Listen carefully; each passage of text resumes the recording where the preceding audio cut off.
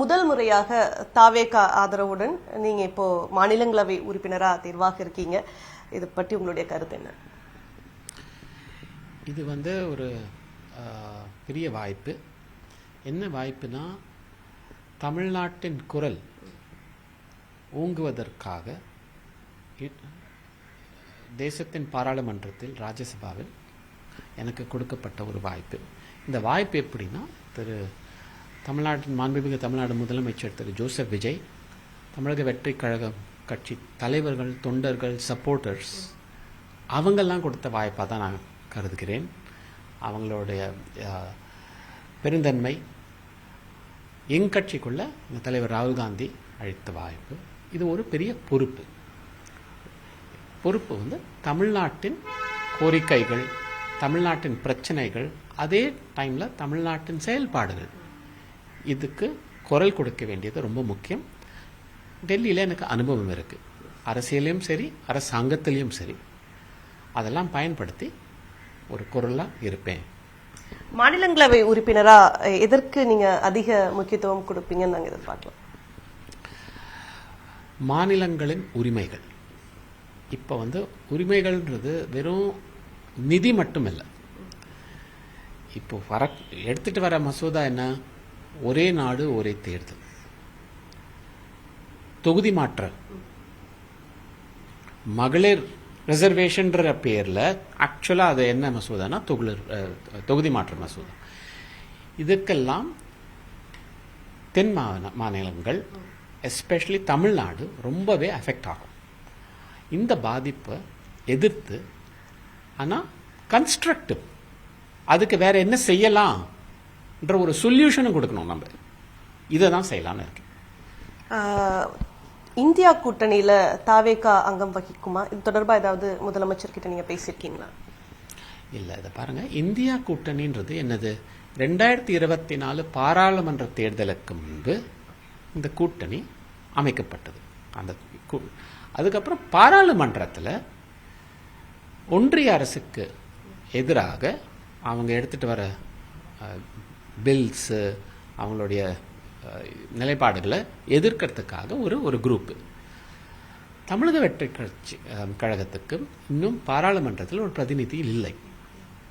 So ஆகையால் இப்போ India கூட்டணின்ற பேச்செல்லாம் ரொம்ப ப்ரிமெச்சூர். அது எப்போ அவங்களுக்கு அந்த பாராளுமன்றத்தில் ஒரு பிரதிநிதி இருக்கும், அப்போ நம்ம இதை பற்றி பேசலாம். ஒரு மாத கால தாவேகா ஆட்சியோடைய உங்களுடைய மதிப்பீடு என்ன? இது என்னுடைய மதிப்பீடு. நீங்கள் மக்களே கேட்டீங்கன்னா ஒன்று ரொம்ப தெளிவாக சொல்கிறாங்க. அதாவது மாண்புமிகு முதலமைச்சர் அவர் பிரச்சாரத்திலையும் சொல்லிட்டு வந்தது, பதவியேற்பு விழாலையும் சொன்னது, ஊழல் இல்லா ஆட்சி. அதை தான் திருப்பி நீங்கள் யார்கிட்ட பேசினாலும் மீட்டிங்கில் கூட அதை தான் சொல்கிறாங்க. முதல் கேபினெட் மீட்டிங்லையும் அதில் தான் ஃபோக்கஸ் பண்ணாங்க.